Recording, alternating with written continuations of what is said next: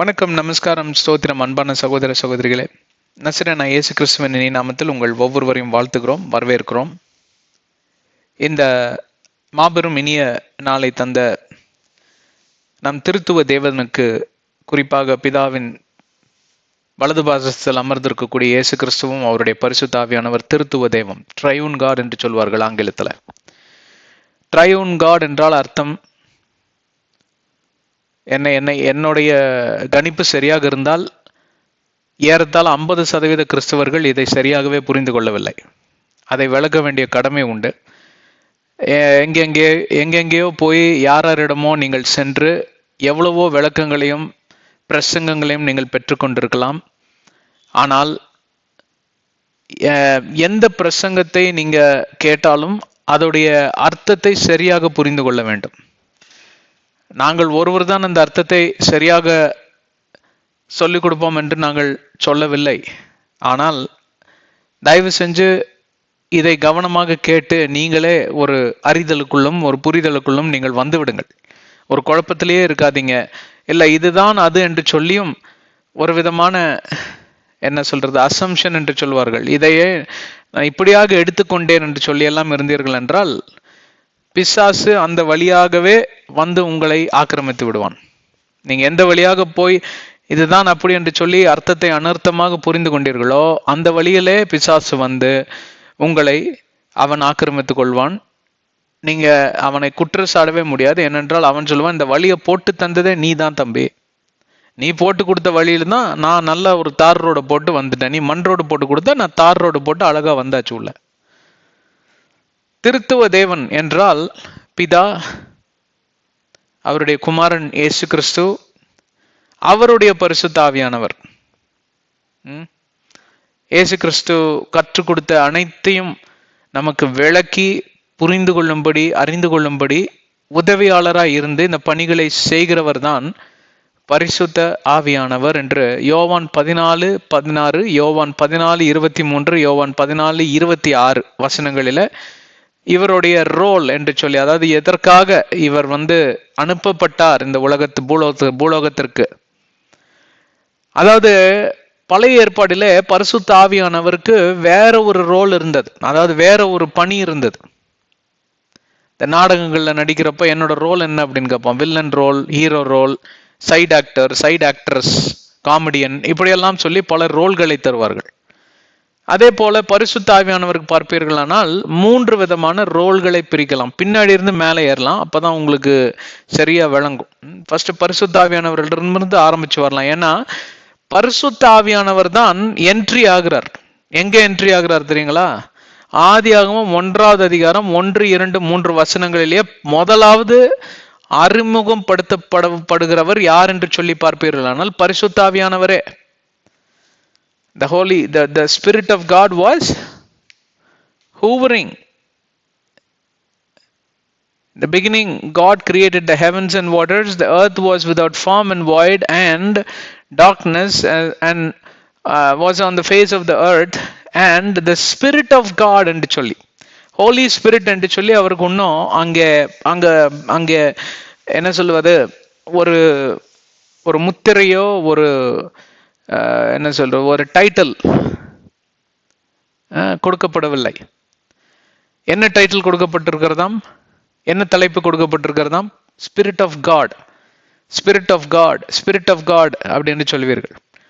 ஆனால் சில இடங்களிலே தாவீதக்காரன் ஹோலி ஸ்பிரிட் என்று உபயோகம் செய்திருப்பார். பரிசுத்த ஆவியானவரை எடுத்து விடாதிருங்கள் என்று சொல்லி அவர் சங்கீதம் 51 எழுதியிருப்பார். இது எப்படி ஒரே டைட்டில்ல 2 விதமான டிஸ்கிரிப்ஷன்ஸ், அதாவது விவரம் அங்கே கொடுக்கப்பட்டிருக்கிறது. தலைப்பு ஒன்றுதான், ஆனால் 2 விதமான கதைகள் சொன்னால் குழம்பி விடுவோம் அல்லவா? ஒரு படத்துக்கு ஒரு டைட்டில் தான், ஒரு கதை தான். ஒரே படத்துக்கு 2 டைட்டில் 2 கதைகள் கொடுப்போமானால் அதை ஆங்கிலத்தில் பாரடாக்சிக் என்று சொல்வார்கள். பாரடாக்சிக் என்றால் நான் ஒன்றை சொல்லிவிட்டு அந்த ஒன்றையே நான் எதிர்த்து இன்னொன்றை சொல்லுவேன். அப்போ தெளிவாக ஒருவனை குழப்பத்திற்குள் நடத்தலாம். இதுதான் பிசாசு கடைபிடிக்கக்கூடிய ஒரு கருவி. ஒன்றை சொல்லுவான் காலையில, சாயங்காலத்துல பாத்தீங்கன்னா அதுக்கு எதிர்முறையாக ஒன்றை சொல்லிவிட்டு போய்விடுவான். அப்போ மண்டையை குழப்பிக்கிட்டு அங்கேயே இருப்பீங்க. இந்த குழப்பத்திலேயே வச்சிருக்கிறான் பாத்தீங்களா, அவங்க பேர் பாத்தீங்கன்னா பிசாசால ஏவப்பட்டக்கூடிய மனிதர்கள், குழப்பவாதிகள் என்று சொல்லி இந்த உலகம் நாகரிகமாக அநாகரிகமாக சில பேரை அழைப்பார்கள் இல்லைங்களா. குழப்பவாதிங்க, அவங்ககிட்ட பேசாதீங்க, மண்டையை கழுவிடுவான், அவன் பிரெயின் வாஷ் பண்ணிடுவான் அப்படின்னு சொல்லி அவனிருந்து ஒரு கொஞ்சம் டிஸ்டன்ஸ் வச்சுக்கோங்க அப்படின்லாம் சொல்லுவாங்க. அதற்கு காரணம் என்ன?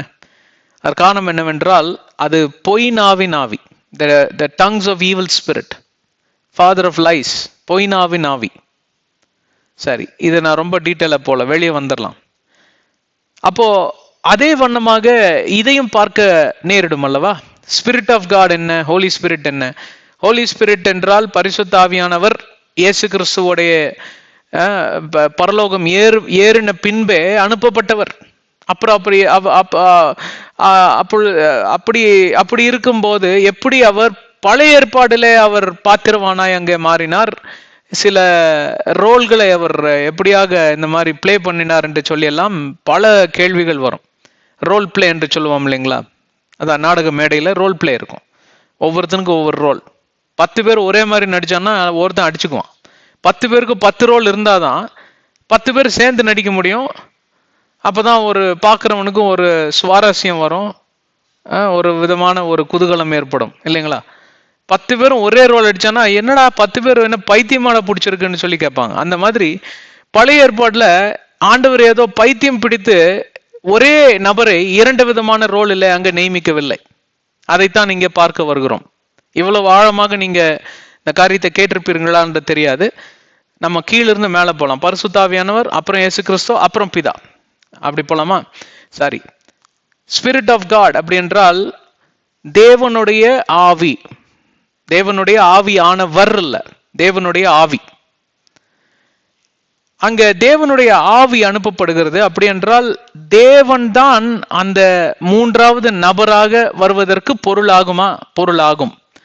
ஆனால் அவரை ஒரு நபராக எடுத்துக்கொள்ளலாமா? எடுத்துக்கொள்ள முடியாது. ஏனென்றால் அது புதிய ஏற்பாடிலே தான் அவர் நபராக அறிமுகப்படுத்தப்படுகிறார்.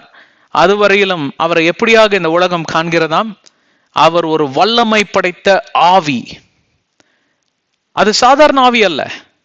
அது ஏதோ இவங்கெல்லாம் சொல்ற மாதிரி மென்மையான ஆவியானவர், அவரை புண்படுத்தி விடாதீர்கள், பாவம், தேம்பி தேம்பி அழுகும் குழந்தை, அப்படியெல்லாம் சொல்லியாக்கும் இன்றைக்கு பரிசுத்த ஆவியானவரை தொட்டிலில போட்டு தாளாட்டக்கூடிய உலகத்தில் வாழ்ந்து வருகிறோம். குறிப்பாக கிறிஸ்துவ உலகம் இப்படியாக பரிசுத்த ஆவியானவரை வர்ணித்து வைத்திருக்கிறார்கள். அது உண்மை அல்ல. பரிசுத்த ஆவியானவர் பழைய ஏற்பாடில பார்ப்பீர்களானால் மிகவும் வல்லமை படைத்தவர், மிகவும் வல்லமை படைத்தவர். அந்த வல்லமை கொண்டு இந்த உலகம் இருள்னால சூழ்ந்தப்பட்டிருந்தாலும் தள்ளப்பட்ட தூதர்கள் எல்லாம் அசுத்தாவிகளாக மாறி அடி பாதாளத்துல அடைக்கப்பட்டிருந்தார்கள்.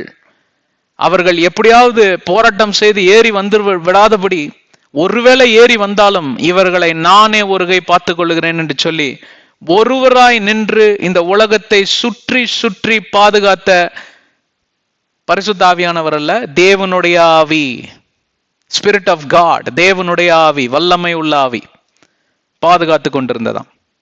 விளங்குகிறதா?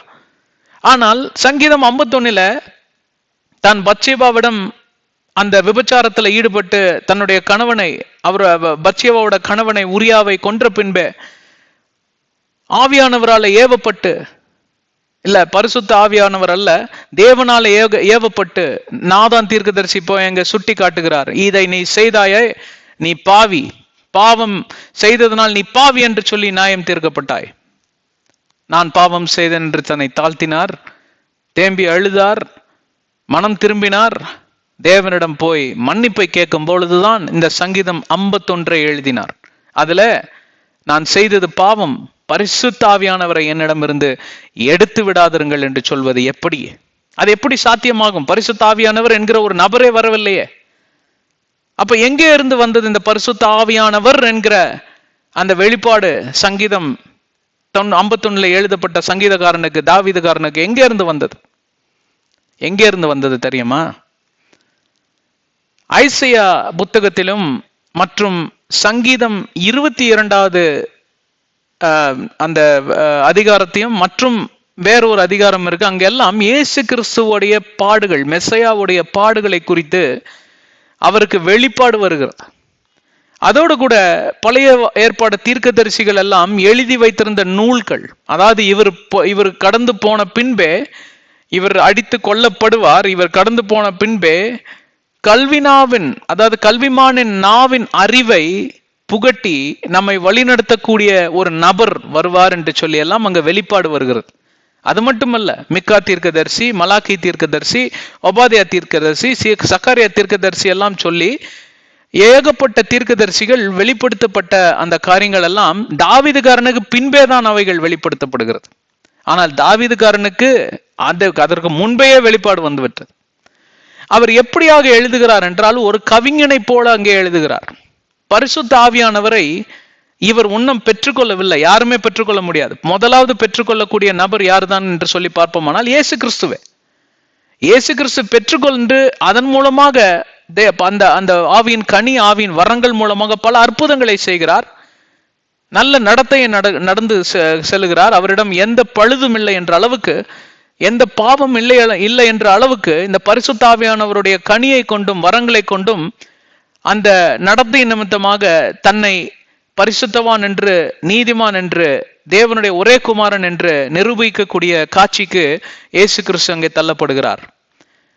அப்படியே நீங்களும் வாழ வேண்டுமா? இயேசு கிறிஸ்துவை போலவே மாற வேண்டுமா? என்னை போலவே அற்புதங்கள் செய்ய வேண்டுமா? யோவான் 14:12 அதை தான் சொல்லுகிறது. அப்போ நான் அனுப்பக்கூடிய பரிசுத்த ஆவியானவரை நீங்களும் பெற்றுக்கொள்ளுங்கள் என்கிறார் இயேசு கிறிஸ்து.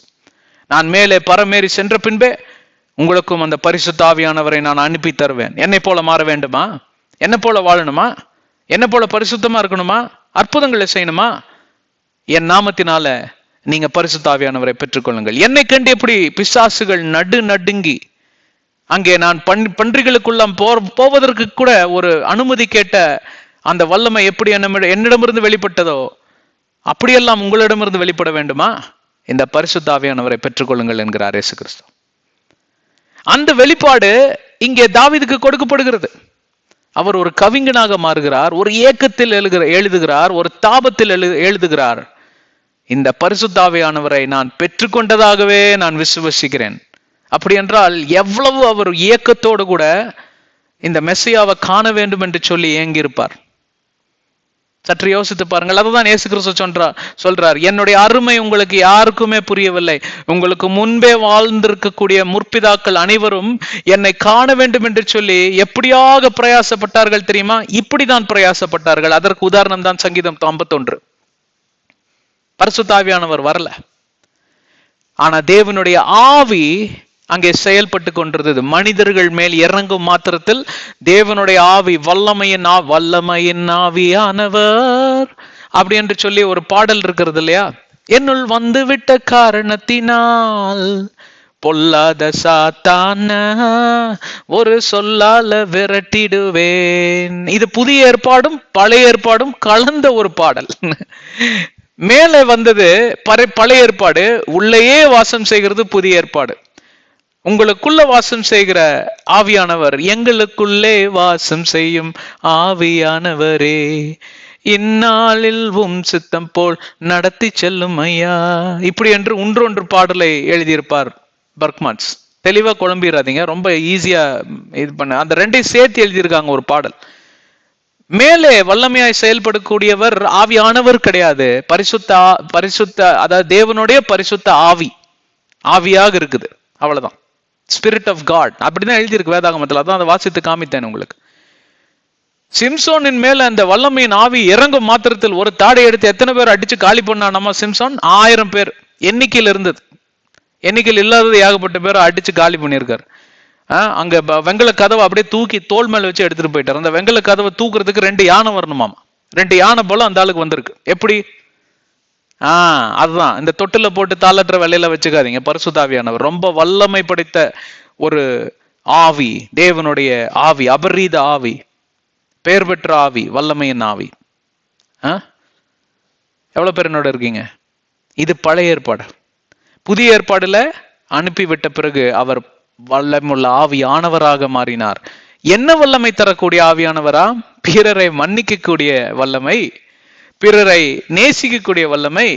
யாரெல்லாம் உங்களுக்கு துரோகம் செய்தார்களோ, முதுகிலிய குத்தினார்களோ, உங்களை பெற்றவர்களா இருந்தாலும் சரி, அயலானா இருந்தாலும் சரி, உற்றார் உறவினா இருந்தாலும் சரி, மன்னித்து மறந்து கிறிஸ்துவுக்குள் பிழைத்திருக்க உதவி செய்கிற வல்லமையின் ஆவியானவர். ஏன் அதை வல்லமையின் ஆவியானவர் பயன்படுத்துகிறேன் என்றால், இந்த உலகம் இதை செய்வதற்கு சாத்தியமே இல்லை. எப்படி அவன் அறையிறீங்களோ அவன் திருப்பி அதே மாதிரி 2 அறை உங்க கண்ணத்துல அறையும். அதுதான் உலகம்.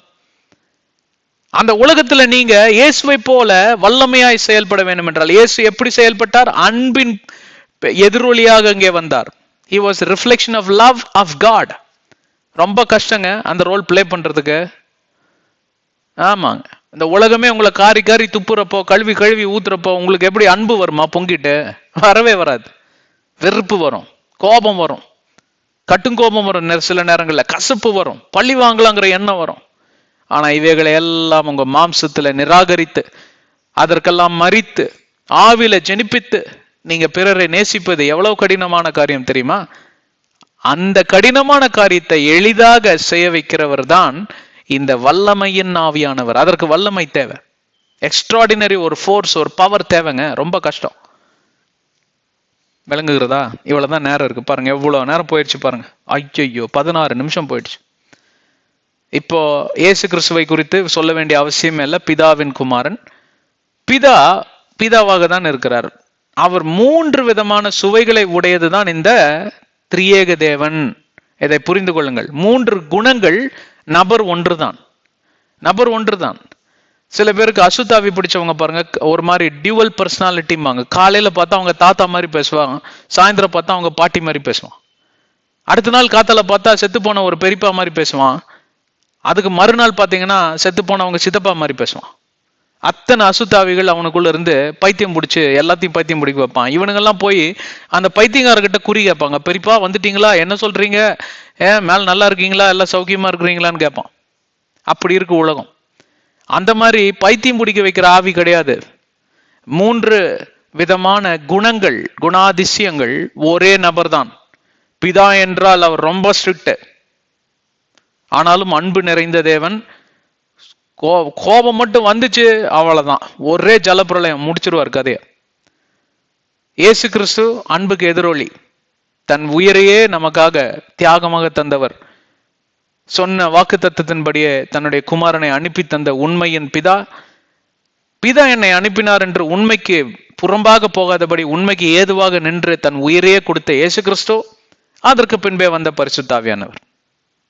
யாருக்கெல்லாம் விளங்குனதோ எல்லாரும் உரத்த குரல்ல ஒரு அல்லேலூயா போடுங்க, ஒரு ஆமென சொல்லுங்க. கர்த்தர் உங்களை ஆசீர்வதிக்கட்டும். வாருங்கள் நாம் கடந்து செல்லுவோம். ஆதி ஆகமத்தின் ரகசியங்கள் என்கிற தலைப்பிலே நாம் பல மாதங்களாக, பல வருடங்களாக பல காரியங்களை குறித்து பேசி வருகிறோம்.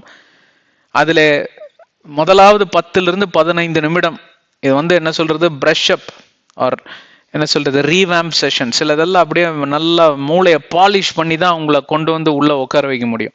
அதுக்கு சில நேரம் பார்த்தீங்கன்னா 20 நிமிஷம் இந்த மாதிரிலாம் ஆயிடுது. என்ன பண்றது? இந்த மாதிரி விஷயம் கூட தெரியறதில்ல. அடித்தளம் உண்மைகள்லாம் கூட நிறைய பேருக்கு தெரியாததுனால நாம் இதெல்லாம் சொல்லித்தர வேண்டிய ஒரு நிர்பந்தம்.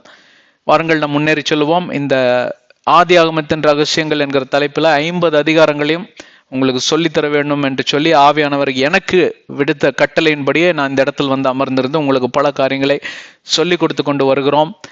ஆங்கிலத்திலையும் அதே போல வெளிப்பாடிலிருந்து இயேசு கிறிஸ்துவின் 2ஆம் வருகை குறித்து ஏறத்தாழ 800 செஷன்கள் இது வரைக்கும் பண்ணியிருக்கிறோம். அதையெல்லாம் மிஸ் பண்ணிட வேண்டாம். இது பார்ப்பீர்களானால் ஏறத்தாழ 166 செஷனுக்கு மேல போயிட்டு இருக்கு. நம்ம இப்ப 7வது அதிகாரத்தில் இருக்கிறோம். முதல் 5வது அதிகாரத்தில் தேவனாகிய கர்த்தர் இந்த உலகத்தை சிருஷ்டித்தார். சிருஷ்டிப்புகளுக்கெல்லாம் தலைவனாய் ஆதாமையும் ஏவாளையும் தலைவியுமாய் நியமித்தார். இவர்கள் பாவத்துல விழுந்து போன அந்த தலைமை ஸ்தானத்தை பிசாசிடம் தாரை வாத்து விட்டார்கள். பிசாசு இந்த உலகத்தின் அதிபதியாய் மாறிவிட்டான். அவன் உலகத்தின் அதிபதியாய் மட்டும் மாறவில்லை, பாவத்தின் பின்விளைவை அவன் இதோ இந்த மாந்தர்களுக்குள் புகுத்தும்படி வன்முறை நுழைந்தது, விபச்சாரம் நுழைந்தது, இச்சை நுழைந்தது, எல்லா விதமான புரணி பேசுகிற காரியங்கள், ஒருத்தனை கொன்னு குமிக்கிற காரியங்கள், ரத்தம் சிந்துதல் என்று சொல்லி உலகமே கெட்டு சீரழிந்தது. 6வது அதிகாரத்தில் பார்ப்பீர்களானால் தூதர்கள் எல்லாம் அங்கே குமார்த்திகளோட வேசித்தனம் செய்து சில ஜெயின்ஸ் ஜாமவான்கள்லாம் பிறந்தார்கள், ராட்சதர்கள் பிறந்தார்கள் என்று சொல்லி பார்க்கிறோம். தேவன் ஒரு முடிவுக்கு வந்து விட்டார். இந்த உலகத்தை அழித்து விடலாம். அப்பொழுதுதான் நோவா என்கிற ஒரு நீதிமான் தேவனுடைய கண்களில் கிருபை அடைகிறான். தேவன் தன்னுடைய தீர்மானத்தை சற்று மாற்றிக்கொள்ளுகிறார். சற்று இல்ல, முழுதுமாய் மாற்றிக்கொள்ளுகிறார். நான் அழிப்பது உண்மைதான், ஆனால் இந்த அழிவில ஒரு குடும்பத்தை நான் காப்பாற்றி அவர்கள் மூலமாக ஒரு புதிய சந்ததியை நான் உருவாக்க போகிறேன். அந்த ஜலப்பிரளயம் என்கிற அந்த காரியமானது பிறந்தது. மகா ஜலப்பிரளயம் என்கிற அந்த 7வது அதிகாரத்துக்குள் நுழைந்து நாம் பாதி அதிகாரத்தை முடிச்சிட்டோம் ஏற்கனவே. அப்போ 6வது அதிகாரத்தில் நோவா பேழை என்று சொல்லி, அதாவது பேழை என்றால் இயேசு கிறிஸ்துவின் 2வது வருகைக்கு ஒப்பிட்டு நாம் பார்த்து பல காரியங்களை நாம் கற்றுக்கொண்டோம். அதே போல மகா ஜலப்பிரளயம் என்றால் மகா உபத்திரவ காலம். 7 வருடம் மகா உபத்திரவ காலம் வருது பாத்தீங்களா? 7வது அதிகாரத்தில் எழுதப்பட்ட மகா ஜலப்பிரளயத்துக்கும் 7 வருட உபத்திரவ காலத்துக்கும் நிறைய சம்பந்தம் இருக்கு. அதெல்லாம் குறித்து தான் பேசிக்கொண்டு வருகிறோம். ஒப்பிட்டு பார்த்து பேசிக்கொண்டு வருகிறோம். எவ்வளவு பேர் என்னோட இருக்கீங்க? அப்போ இந்த மகா ஜலப்பிரளயத்தில் எப்படி நோவாவையும் அவர் குடும்பத்தையும் தப்பி நடத்தும்படி சில நியமங்களை சில கட்டளைகளை அங்கே கர்த்தர் பிறப்பிக்கிறாரோ, அதே போல அந்த மகா உபத்திரவ காலத்துல தப்பித்துக் கொள்ளும்படி தேவனாகிய கர்த்தரும் தன்னுடைய ஒரே குமாரன் இயேசு கிறிஸ்துவை அனுப்பி புதிய ஏற்பாடு நிமித்தமாக நமக்கு பல கட்டளைகளையும் பல நியாய பிரமாணங்களையும் அங்கே கற்பித்து கொடுக்கக்கூடிய காரியமாவது. இவைகள் எல்லாம் நாம் நன்றாக ஒப்பிட்டு பார்த்து கற்றுக்கொள்ளும்படி ஆண்டவர் இங்கே நமக்கு உதவி செய்கிறார். 7வது அதிகாரத்துல 9 வசனங்களை பார்த்து விட்டு நாம் 10வது வசனத்துக்குள் கடந்து செல்லும்படி இருக்கிறோம். இதெல்லாம் ரத்தின சுருக்கமாக சொல்வதற்குத்தான் நேரம் இருக்கிறது. நம்ம 10வது வசனத்துக்குள்ள நாம முன்னேறி சென்று விடலாம். எவ்வளவு பேர் என்னோட இருக்கீங்க? 10வது வசனத்தை வாசிப்போமா? 10வது வசனம் இப்படியாக சொல்லுகிறது. And it came to pass after 7 days that the waters of the flood were on the earth. இப்போ சஸ்பென்ஸ் என்று சொல்லி புலி வருதுன்னு சொல்லி புலி வந்துருச்சு. உண்மையாலுமே என்ன வந்துருச்சு? அங்க ஜலப்பிரளயம் வந்து விட்டது. எப்பொழுது வந்துதான்? After 7 days that the waters of the floods were on the earth. ஆண்டவராகிய தேவன் 120 ஆண்டுகள் அங்கே அவகாசம் கொடுக்கிறார் இந்த உலகத்தில் இருக்கக்கூடிய மனிதர்களுக்கு, மனுஷிகளுக்கு, பிள்ளைகளுக்கு, வாலிப பசங்களுக்கு, வாலிப பிள்ளைகளுக்கு. எல்லாரும் திருந்தி வந்துருங்க, மனம் திரும்பிருங்க, இல்லைன்னா வரக்கூடிய மகா ஜலப்பிரளயத்துக்கு நீங்களாம் இரையாய் விடுவீர்கள். எல்லாரும் மரித்து போய் விடுவீர்கள். மிருகங்களும் உங்களால, இந்த உலகத்தில் இருக்கக்கூடிய மிருகங்கள் எல்லாம் கூட மறிக்க போகுது. அந்த மிருகம் என்ன பாவம் செய்தது? இந்த பறவைகள் எல்லாம் என்ன பாவம் செய்தது? தண்ணியில் நீதி கொண்டிருக்கக்கூடிய மீன்கள் எல்லாம் என்ன பாவம் செய்தது? அப்படி என்று சொல்லி ஆண்டவர் அங்கே மறைமுகமாக ஒரு செய்தி அனுப்புகிறார். ஒருவேளை இவர்கள் எல்லாம் மனம் திரும்பி இருந்தார்கள் என்றால், எப்படி நினைவே மக்களை எல்லாம் ஆண்டவராகிய தேவன் மன்னித்தாரோ அதே போல இவர்களையும் மன்னித்து இவர்களுக்கு இறங்கி அந்த ஜலப்பிரளயமே வராதபடி காத்துக்கொள்வார். ஏனென்றால் அந்த ஜலப்பிரளயம் வந்ததனால் கேலன்ஸ் ஆஃப், அதாவது trillions of gallons of water, trillion கணக்கான அந்த எடை கொண்ட அந்த வானத்திலிருந்து புறப்பட்ட, பூமியிலிருந்து புறப்பட்ட மடகு, the flood gates were opened. மடகு என்ன, சாதாரண மழை வந்துச்சுன்னா அப்படியெல்லாம் வந்து கொட்டுறதுக்கு சான்ஸ் இல்லை. அந்த மடகு கீழே எப்படி வந்து பூமி உண்டாகுவதாக என்று சொன்னோன்னே டக்குன்னு அப்படியே இந்த சக்ஷன் ப்ராசஸ், வாட்டர்ஸ் அப்படியே பூமியில அந்த அந்த நீரெல்லாம் இழுத்து கொண்டதாம். பூமியில வந்து நீரெல்லாம் இழுத்து கொண்டு ஒரு பக்கமா அவரு அடக்கி வச்சுட்டார். அதான் அண்டர் கிரவுண்ட் வாட்டர். கீழே போர்வெல் போட்டா எப்படி தண்ணி வருது, அப்படிதான் தண்ணி வருது. கீழே இருக்கு எல்லாம். என்ன பண்ணார் ஆண்டவர்? இந்த மடகை திறந்து விட்டாராம். இப்ப அதெல்லாம் கொஞ்சம் தத்ரூபமா பார்க்கலாம் ஒன்னொன்றா. அப்போ அதுல வந்து நீர்நிலை அந்த, அதாவது கட்டுக்கடங்காம வந்ததுனால இந்த பூமி நிலையே மாறி போச்சான். பூமி எப்படி ஜியாகிரபிக்கலா ஒரு மாதிரி ஆண்டவர் படைத்திருந்தாரோ, சரியாக சீருமாக சிறப்புமாக ஸ்திரமாக படைத்திருந்தாரோ, அந்த தன்மையெல்லாம் மாறி போச்சுங்க. மாறி போனதுனாலதான் கண்ட நேரத்துல பாத்தீங்கன்னா கண்ட விபத்துகள்லாம் வருகிறது. அதாவது விபரீதமான விபத்துகள், நேச்சுரல் டிசாஸ்டர்ஸ், இயற்கையான விபத்துகள், எர்த்குவேக் வருது, நிலநடுக்கம், வல்கனோஸ் வருது, எரிமலைகள், இப்படியெல்லாம் பரப்பில்லைன்னா என்னென்னமோ வருது. அது காரணம் என்னன்னு கேட்டீங்கன்னா, இவங்க எல்லாம் போய் அந்த ஸ்ட்ரக்சரையே அப்படியே ஆட்டிட்டாங்க. ஜலம் புறப்பட்டு வந்ததுன்னா மலையே உருட்டி விட்டுட்டு வருமா, மலையெல்லாம் உருண்டு கீழே விழுது. பார்த்தீங்கன்னா அந்த ஜலத்தோட வெயிட் பயங்கரமா இருக்கும். கண்ணில் பார்க்குறப்ப ஜலம் நல்லா இருக்குன்னு குதிப்போம். அதே ஜலத்தை எடுத்து ஒரு 5 லிட்டர் கேன்ல பிடிச்சி பாருங்க, 10 லிட்டர் கேன்ல பிடிச்சி பாருங்க, 40 லிட்டர் கேன்ல பிடிச்சி பாருங்க, தூக்கவே முடியாது. 2-3 நாள் சேர்ந்து தான் தூக்கணும். அப்ப எவ்வளவு வெயிட் இருக்கு பார்த்தீங்களா? அப்ப அத்தனை வெயிட் அந்த பூமி மேல விழுந்துன்னா என்னத்துக்கு ஆகும்? அதுல இருந்தெல்லாம் தப்பிச்சுக்கோங்கப்பா. ஏன்னா நீங்க மட்டும் இல்ல, உங்களுக்கு பின்பே நோவா என்கிற சந்ததி வருது பாத்தீங்களா, அவங்க கூட உங்களால கெட்டு நாசமாக தான் போறாங்க. இப்படி நிலையா இருக்கக்கூடிய பூமி அவல நிலைமைக்கு தள்ளப்படும். இந்த அவல நிலைமைக்கு தள்ளப்பட்ட இந்த பூமியில உங்க சந்ததியெல்லாம் வாழ்ந்து மடிந்து போகணுமா? எவனும் நிம்மதியா வாழக்கூடாதா? அதுக்கு உங்ககிட்ட கேட்கறது ஒன்னே ஒண்ணுதான், திருந்தி வாழ்ந்துருங்க, திருந்தி வந்துருங்க அப்படின்னு சொல்லி ஆண்டவர் மிகவும் மிகவும் மனதுருகுகிற தேவனா இருந்து 120 ஆண்டுகளை தருகிறார். ஒருத்தன் திருந்தலையே. அதனால ஆண்டவர் பார்த்தார். 10வது வசனத்துல நான் சொன்னபடி, and it came to pass after 7 days, 7 நாட்களுக்கு பின்பே, அதாவது இந்த 7 நாட்கள் என்றால் சில தயார் நிலைகளை எல்லாம் செய்யும்படி நோவாக்கு கட்டளையிடுகிறார் அல்லவா? 7வது அதிகாரத்தில் 1-9 வசனத்தை அதுல தான் பார்த்தோம். இப்போ and it came to pass after 7 days that the waters of the flood were on the earth. இப்போ இங்க ஒரு full stop வைக்கணும், ஒரு முட்டுக்கட்டை போடணும். ஏனென்றால் நாம் எதை குறித்து பேசிக்கொண்டு வருகிறோம்? மகா ஜல பிரளயத்தை மட்டுமல்ல, நாம் ஆண்டவருடைய அந்த வருகைக்கு முன்பே நடக்கக்கூடிய மகா உபத்திர காலத்தை குறித்தும் தான் பேச இங்க வந்திருக்கிறோம். நாம் தியானிக்க வியாக்கியானம் பண்ண வந்திருக்கிறோம். மகா உபத்திரவ காலம் இயேசு கிறிஸ்துவின் வருகைக்கு முன்பேவா வரும்? ஆம், முன்பேதான் வரும் என்று சொல்லி மத்தேயு 24வது அதிகாரம் 29, 30, 31 வசனங்கள்ல அங்க எழுதி வைத்திருக்கிறது. இயேசு கிறிஸ்துவே தன் வாயாக சொன்னதை மத்தேயு ரொம்ப அழகாக கவனமாக அங்க குறிப்பிட்டு வைத்திருக்கிறார். மத்தேயு போய் சொல்வதற்கும் பரிசுத்த ஆவியானவர் போய் சொல்வதற்கும் இயேசு கிறிஸ்து போய் சொல்வதற்கும் அங்க வாய்ப்பே கிடையாது. அப்ப யாருதான் போய் சொல்றா? இதை படித்து அனர்த்தம் பண்ணி கொண்டு அவன் பிரகஸ்பதிகள் என்று சொல்லுவார்கள். எனக்கெல்லாம் தெரியுமாக்கும், நான் இப்படியாக புரிந்து கொண்டேனாக்கும் அலையறானுங்க பாருங்க. அவங்க எல்லாம் குழப்பி விட்ட குழப்பங்கள் தான் இன்றைக்கு. திருச்சபை எல்லாமே ரகசிய வருகை உண்டு, ராப்சர் உண்டு. ஆனால் அது எப்போ வரும் என்றால் மகா உபத்திரவ காலத்துக்கு சபைகள் ஒப்பு கொடுக்கப்படும். இயேசு கிறிஸ்துவின் மனவாட்டி சபை ஒப்பு கொடுக்கப்படும். அதுலெல்லாம் எவன் அடி வாங்கி வரானோ, அதனாலதான் இன்றையிலிருந்து மரிக்கிறவன் ஆசீர்வதிக்கப்பட்டவன் இயேசு கிறிஸ்து சொன்னார். ஏன்னா அதை தாங்க முடியாது நம்மளால. அதுக்கு முன்னவே நீ மறிச்சிட்டீங்கன்னா நல்லது. உடனே போய் நல்ல ஒரு கிணற பார்த்து தம்முன்னு கூச்சிடாத, அது தற்கொலை. நேரா நீ பரலோகத்துக்கு போக மாட்ட, நரகத்துக்கு தான் போவ. இப்படிதான் அனர்த்தம் பண்ணிக்கிறது. நிறைய நிறைய அந்த மாதிரிதான் விபரீதமான முடிவு எடுத்து விடுகிறார்கள். கண்டதையும் புரிஞ்சு கொண்டு அவனும் இதுக்கு விளக்கு புத்தகம் வேற எழுதுவான், அசுத்தாவினால் நிரப்பப்பட்டு. அதை உட்காந்து இதுங்கெல்லாம் வாங்கி படிக்குங்க. ஜாக்கிரதைங்க, ஜாக்கிரதை. விழித்திருந்து ஜெபிங்கள் தான் வேதாகமம் சொல்லுகிறது. விழித்து நடங்கள் என்று வேதாகமம் சொல்லுகிறது. வெளிச்சத்தில் நடங்கள், ஆவியில ஜெனிப்பித்து நடங்கள், நடங்கள் நடங்கள் என்று சொல்லி பார்த்து நடங்கப்பா, பார்த்து நடந்து கொள்ளுங்க அப்படிம்பாங்கல்ல, அந்த மாதிரி.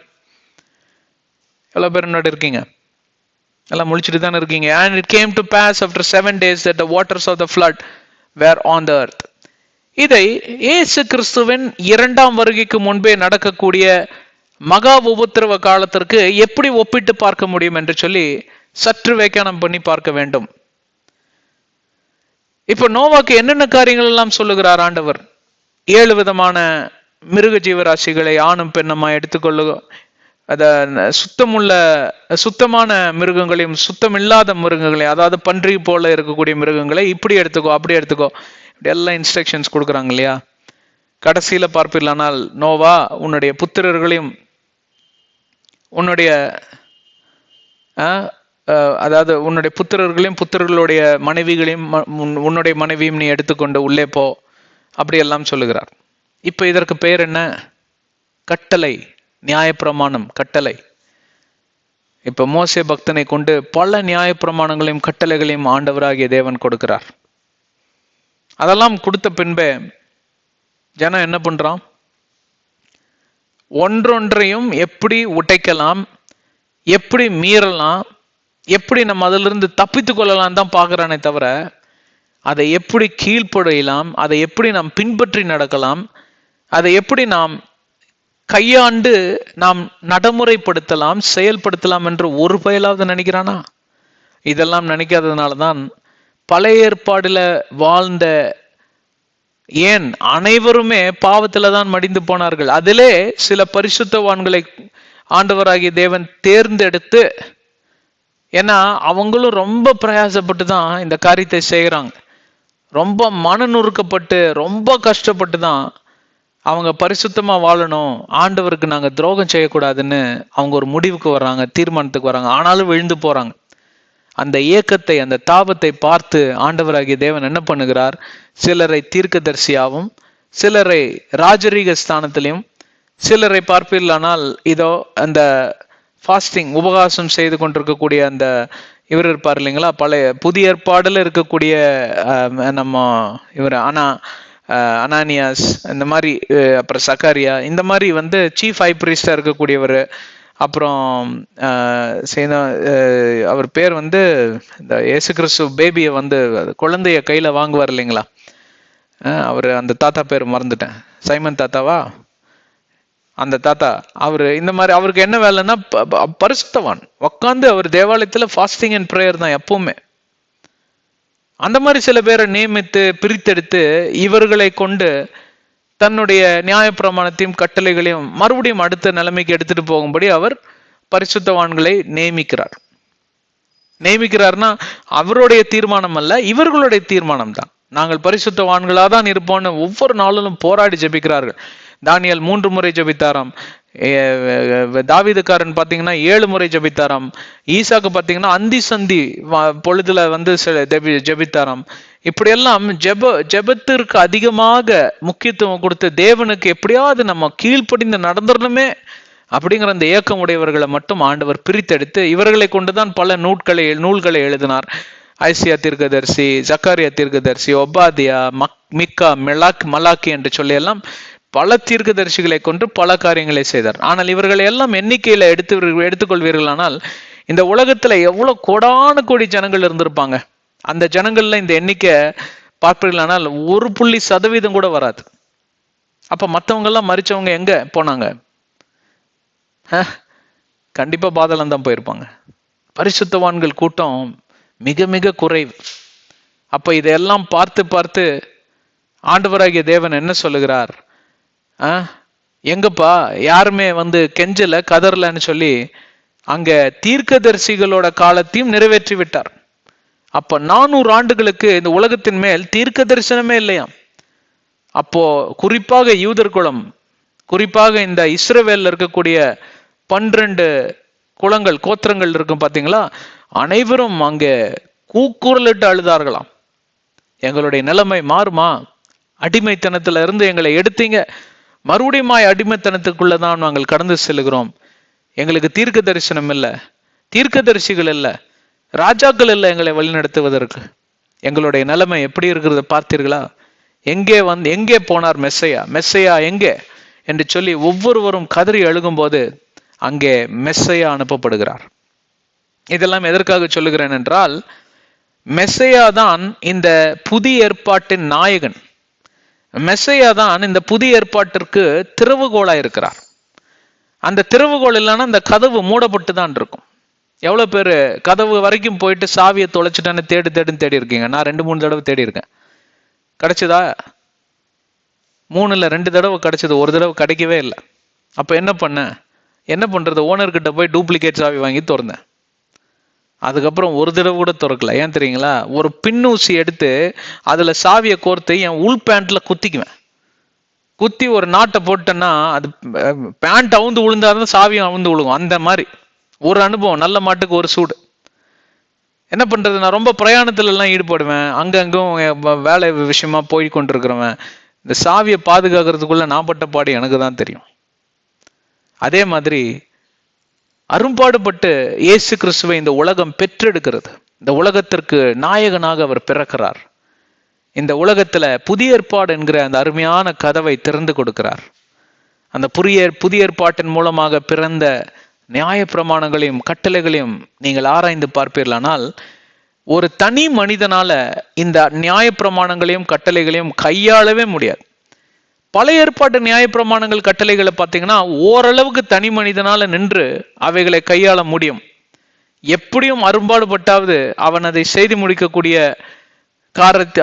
அந்த காரணத்தையும் காரியத்தையும் பார்த்து விடலாம். ஒன்றிலும் இரண்டிலும் தான் இந்த இச்சை கொள்ளாதிருங்கள் இப்படியெல்லாம் சொல்லி அதுல தான் விழுந்து போவாங்க. மற்றதெல்லாம் ஓரளவுக்கெல்லாம் மீண்டு வந்துட்டாங்க. அப்படி வாழ்ந்த பரிசுத்தவான்கள் பட்டியல்ல வந்தவர்கள் தான் இந்த சக்காரியாவும், இந்த எசேக்கியலும், இந்த ஐசியாவும், இந்த தாவீதுகாரனும், இந்த யாக்கோபுல மாசேக்கு பின்பு வந்தவர்கள் எல்லாம் வாழ்ந்து வரலையா? அதுல இருந்தாங்கல்ல தேர்ச்சி பெற்றவங்க. ஆனா அதே நபருங்க இந்த புதிய ஏற்பாட்டின் காலத்துல இருந்திருப்பாருங்கன்னு வச்சுக்கோங்க, எந்த கட்டளையும் அவங்களால தனி நபரா இருந்து சமாளிச்சிருக்கவே முடியாது. குறிப்பாக ஒரு உதாரணத்துக்கு சொல்றேன்னு, கோபம் கொண்டாயானாலே நீ கொலையாளி என்று சொல்லி அங்கே நியாயம் தீர்க்கப்படுகிறாய். அந்த கட்டளைக்கு உங்களால எதிர்த்து நிற்க முடியுமா தனி நபரா நின்று? முடியவே முடியாது. கோபங்கிறது இயல்பு. It's part of your emotional system. அது வேதாகமமும் அனுமதிக்கிறது, ஏற்றுக்கொள்ளுகிறது. கோபம் கொள்ளாது இருங்கள் என்று சொன்னால் என்ன அர்த்தம்? கோபம் வரும், ஆனால் கோபம் உங்களை கொள்ளாத அளவுக்கு காத்துக்கொள்ளுங்க. கோபத்தை கொண்டு நீங்களும் பிறரை கொன்று விடலாம் என்று சொல்லி கூட எண்ணம் அங்கே வரக்கூடாது. அதுதான் இந்த புதிய ஏற்பாடுடைய சாராம்சமும் கட்டளையுமா இருக்கிறது. ரொம்ப கஷ்டம்.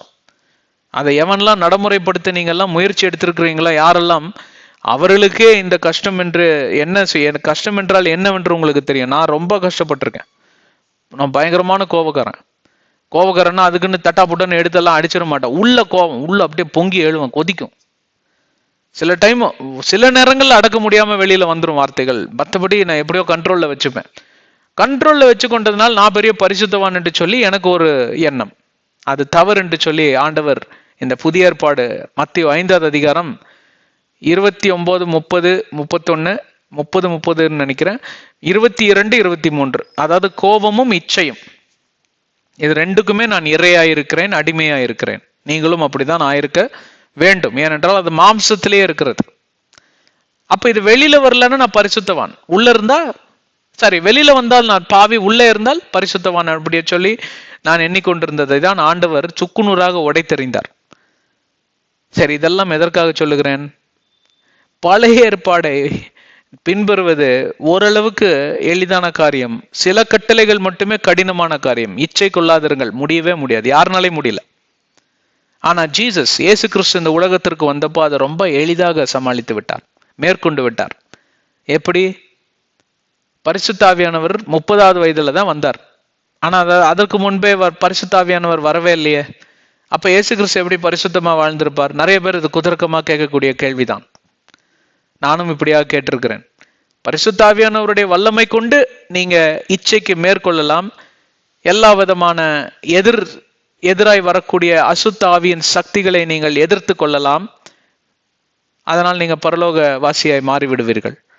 ஆனால் இயேசு கிறிஸ்து எப்படி கையாண்டிருப்பார்? அவர் கையாண்ட முறைகள் தான் நியாயப்பிரமாணமும் கட்டளைகளுமாய் கொடுக்கப்பட்டிருக்கிறது. அதுதான் புதிய ஏற்பாடு.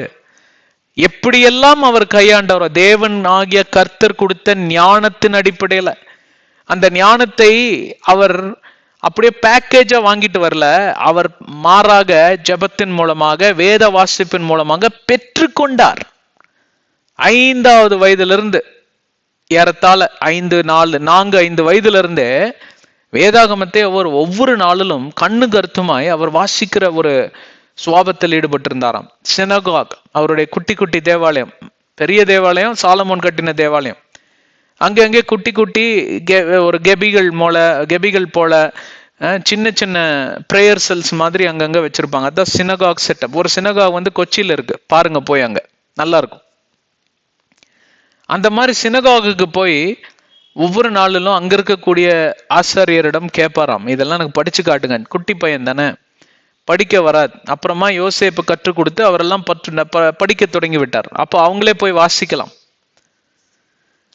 அப்போ அவர் வாசித்து அதை கற்றுக்கொண்டு அந்த பழைய ஏற்பாடின் கட்டளைகளை நல்லா உள் வாங்கி, அந்த கட்டளைகளை எப்படி இந்த பழைய ஏற்பாடு மனிதர்களால கீழ்ப்படிய முடியவில்லை அப்படின்ற ஆராய்ச்சி பண்ணி, மாம்சத்துல இந்த பலவீனங்கள் எல்லாம் இருக்கிறதா, இவைகளை நான் இப்படியாக மேற்கொள்ள போகிறேன்னு எப்படியெல்லாம் மேற்கொண்டாரோ அவைகளை எல்லாம் எழுதி வைத்திருக்கிறது தான் இந்த பவுல் அப்போஸ்தலரை கொண்டு எழுதின நிருபங்களும், இயேசு கிறிஸ்துவால பேசப்பட்ட சில ஓமைகளும் இயேசு கிறிஸ்துவால கொடுக்கப்பட்ட சில கட்டளைகளும் சில உதாரணங்களையும் தான் மொத்தமாக பார்ப்பீர்களானால் இதெல்லாம் இயேசு கிறிஸ்துவின் அனுபவங்கள், இயேசு கிறிஸ்துவின் அனுபவ காவியம் என்று சொல்லலாம். எப்படி வேணா தலைப்பு வச்சுக்கோங்க. என்னோட இருக்கீங்களா? சரி, மறுபடியும் நான் கேட்கிறேன், இதெல்லாம் எதற்காக சொல்லி கொண்டு வருகிறோம்? ஹலோ, நான் சொன்னது விளங்குகிறதா? 10வது வசனத்துல என்னத்தை சொன்னோம்? என்ன சொன்னோம் 10வது வசனத்துல? And it came to pass after 7 days that the waters of the floods were on the earth. எப்படி ஆண்டவர் சொன்னபடியே இந்த ஜலப்பிரளயமானது புறப்பட்டு வந்து இந்த பூமியின் மேல் அசைவாடினதோ, அதே போல இதோ இந்த மகா உபத்திர காலம் வந்துவிடும். அப்பா, தப்பித்துக்கொள், உன் பரிசுத்தத்தை காத்துக்கொள். சரி, மகா உபத்திர காலத்துக்கு பின்பே மரணம் வந்தால் அப்படின்னு நீங்க கேட்டீங்கன்னா, அப்பவும் உங்களுக்கு இந்த பரிசுத்தம் இருந்தால்தான் நீங்க அங்க 3ஆம் வானம் ஏறி பரிசுத்தவான்களோடு அங்க அமர்ந்து இளைப்பாற முடியும் நியாய தீர்ப்பின் நாள் வரையும். எப்படி வேண்டுமென்றாலும் நீங்க அதை எடுத்துக்கொள்ளலாம். ஆனால் பரிசுத்தம் வேண்டும், பரிசுத்தம் வேண்டும். பரிசுத்தம் இல்லாவிட்டால் நீங்கள் ஒன்றத்தையுமே செய்ய முடியாது. தேவனுக்கு பிரியம் உள்ளவனாய் மாறவே முடியாது. அப்போ நீங்க தேவனுக்கு பிரியமில்லாத மனுஷியாய் இருந்தால் எப்படி வரக்கூடிய இந்த விபத்திற்கு, இந்த ஆபத்திற்கு நீங்கள் தப்பிக்கொள்ள முடியும்? அதனால்தான் இந்த புதிய ஏற்பாட்டின் கட்டளைகளை நன்றாக உள்வாங்க வேண்டும். இதை நன்றாக உள்வாங்குவதென்றால் அறிந்து கொள்ள வேண்டும், புரிந்து கொள்ள வேண்டும். அதுல சில கட்டளைகளை தான் நான் உதாரணமாக உங்களுக்கு நான் சில காரியங்களை சொல்லி தந்தேன். இப்போ நிறைய பேர் கோபத்தை அப்படியே உள்ளே வச்சுட்டு இருப்பீங்க. அப்பா, நான் வெளியில பேசலங்க, ஒரு வார்த்தை கூட பேசாம வந்துட்டேங்க, கண்ணெல்லாம் சிவப்பாயிடுச்சு எனக்கு, ஆனா கூட நான் பேசலங்க அப்படின்னு சொன்னா உங்க பேர் என்ன? உங்க பேர் அப்பவும் கொலையாளி தான். You are a murderer in the sight of God. ஏன்? உள்ளார்ந்த மனிதன் புதுப்பிக்கப்பட வேண்டும். உள்ளே மனிதனுடைய எண்ணங்கள் எல்லாம் பரிசுத்தமா இருக்க வேண்டும். மாம்சத்துல கோபம் என்கிற காரியம் வெளியே வருகிறதும் இயல்பே. ஆனால் கோபமே, உன்னை நான் நிராகரிக்கிறேன் என்றால் என் சகோதரனுக்கு எதிராக நான் கோபப்படுவதற்கு யார்? என் தேவனுக்கு முன்பாக நான் கோபம் கொண்டு இன்னொருவனை நியாயம் தீர்ப்பதற்கு நான் ஒன்றும் எல்லாவற்றிலும் சிறந்தவன் கிடையாது. I am not a perfect man either. எனக்குள்ளேயும் சில ஷார்ட் கமிங்ஸ் இருக்கு, எனக்குள்ளேயும் சில குறைபாடுகள் இருக்கு. அவைகளை எல்லாம் ஆண்டவர் எனக்கு எப்படி இயேசுவின் ரத்தத்தினால கழுவப்பட்ட நீதிமான் என்று எனக்கு மன்னிப்பை வழங்கினாரோ, அதே போல என் அயலானுக்கு நான் இறங்குவேன், என் மனைவிக்கு நான் இறங்குவேன், என் கணவருக்கு நான் இறங்குவேன், என் பெற்றோருக்கு நான் இறங்குவேன், என் பிள்ளைகளுக்கு நான் இறங்குவேன். எனக்கு எதிராக யாரெல்லாம் பாவம் செஞ்சாங்களோ, யாரெல்லாம் எனக்கு கோபம் மூட்டினாங்களோ, ஆனா உங்க மனசு வேதனை இருக்கும், வேதனை எல்லாம் மறைஞ்சு போகாது. உங்க மனசு காயப்பட்டிருக்கும். இயேசு கிறிஸ்துவோடைய குணாதிசத்தை குறித்து ஒரு வர்ணனை இப்படியாக கூறுகிறது. ஐசியா 53வது அதிகாரம் 3வது வசனத்துல, அவர் துக்கமடைந்த இருதயத்தோடு இருந்தாராம். எப்பொழுதும் துக்கித்த இருதயத்தோட வாழ்ந்த ஒரு மனிதனாம். தேவகுமாரனுடைய இருதயம் எப்பொழுதும் துக்கித்த நிலைமையிலேயே இருந்ததாம். ஏன் தெரியுங்களா? அவர் சொன்னதை எவனுமே புரிஞ்சுக்காம அவன் வந்து தினத்துக்கு எதையாவது சொல்லி அவருடைய மனசை காயப்படுத்திக்கிட்டே இருந்தாங்க. அதனாலதான் அவருடைய இருதயம் பார்த்தீங்கன்னா துக்கித்த நிலைமையில இருந்ததாம். அந்த துக்கம் உங்களுக்குள்ள இருக்கதான் செய்யும், அந்த व्यसனம் இருக்கதான் செய்யும், அந்த காயங்கள் இருக்கதான் செய்யும். ஆனால் நீங்க ஒருபோதும் அந்த காயத்தை எடுத்துக்கொண்டு அதை கசப்பாக, வன்மமாக, அதை வஞ்சம், அதை என்ன சொல்றது, பிறரை நியாயம் தீர்க்கும்படி, பிறரை பழி வாங்கும்படி அந்த நிலைமைக்கு நீங்க அதை எடுத்துட்டு போக மாட்டீங்க, அனுமதி தர மாட்டீங்க. ஆனா மாம்சம் சொல்லும் எடுத்துட்டு போகணும். மாம்சம் சொல்லும், வா போய் அவனுக்கு ஒரு பாடத்தை புகட்டிட்டு வரலாம், அவனை பழி வாங்கிட்டு வரலாம், அவனை ஒரு வழி ஆக்கிட்டு வரலாம். துடிக்கும், கோபப்படும். ஆனா நீங்க அந்த கோபத்தை நிராகரிச்சு துக்கத்திலேயே தான் வாழ்ந்துட்டு வருவீங்க. ஆனாலும் அந்த துக்கத்தின் மத்தியில உங்களுடைய அயலானை, உங்களுக்கு எதிராக யாரெல்லாம் பாவம் செய்தார்களோ அவர்களை நேசிக்க தொடங்க ஆரம்பித்து விடுவீர்கள். உங்களுக்கு விளங்குகிறதா? அதே போலதான் இச்சை என்பதும் மிக மிக ஒரு கொடிய காரியம்.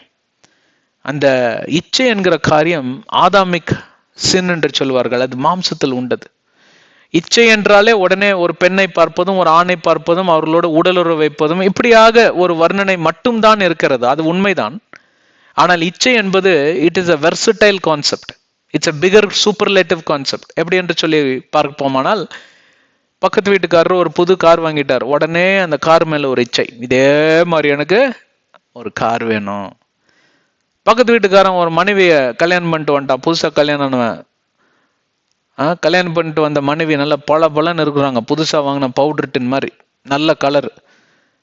உங்க மனைவி கொஞ்சம் கலர் கம்மி தான், மாநிறம். உங்களுக்கு ஏத்தாப்புல தானே பொண்ணு பார்ப்பாங்க. அப்புறம் நம்ம ஆளுங்க அதை மறந்துடுவாங்க. கண்ணாடியில இவர் முகத்தை பார்க்க மாட்டார். கண்ணாடி எடுத்து திருப்பி மனைவி முகத்தை கண்ணாடியில பார்ப்பார். பாரு உன் முகத்தை அப்படின்னு. நீ உன் முகத்தை பாரு ஃபர்ஸ்ட். கலர் மேட்சிங் ஆகுது இல்லையா? நீ உன் மனைவி வந்து பாரு, நீ காஃபி கலர் இருக்க, நீங்க காபி கொட்டை கலர்ல இருக்கிறீங்க. அதனாலதான் உங்களுக்கு ஒரு காஃபி கலர் டிகாஷன் கலர்ல ஒருத்தர் பிடிச்சிட்டு வந்தாங்க. அப்படின்னா டிகாஷன் பாத்தீங்கன்னா காபி கொட்டையை விட கம்மியான கலர்ல தான் இருக்கும். அப்படின்னா உங்க மனைவி உங்களை விட கலரா தான் இருக்கிறாங்க. என்ன பிரச்சனை உங்களுக்கு? இல்ல பிரதர், சரி நீங்க வெள்ளையாவே இருந்துட்டீங்க. கல்யாணம் பண்றதுக்கு முன்னாடி பிடிச்சதான்னு கேட்டு தானே கல்யாணம் பண்ணி வச்சாங்க. அப்ப மண்டே ஆட்டிட்டு தானே கல்யாணம் தாலி கட்டினீங்க. இப்ப எங்க இருந்து வந்துச்சு? ஆனா வரும் வரும், நடிப்பீங்க. ஆனா என்னதான் இருந்தாலும் என் மனைவி ஒரு குணசாலிங்க அப்படின்னு உங்ககிட்டயும் போய் சொல்லிப்பீங்க, உங்க மனைவி கிட்டையும் போய் சொல்லிப்பீங்க. பக்கத்து வீட்டுக்காரன் புதுசா கல்யாணம் வந்திருக்கான் பாருங்க, அவங்ககிட்டயும் ஒரு பொய்ய சொல்லிடுவீங்க. இப்படி எல்லாம் நடிக்காதீங்க. உண்மையாகவே நீங்க அப்படிதான் உங்க மனைவியை நேசித்தீங்கன்னா கர்த்தர் உங்களே கோடான கோடி மடங்கா ஆசீர்வதிக்கட்டும், நோ ப்ராப்ளம். ஆனா 10ல் 9 பேர் நடிச்சுக்கிட்டு தான் இருப்பான். ஏன்? அதுதான் இச்சை. இந்த இச்சைங்கிறது ஒரு குழந்தைக்குள்ளேயே இருக்குதுங்களாம்.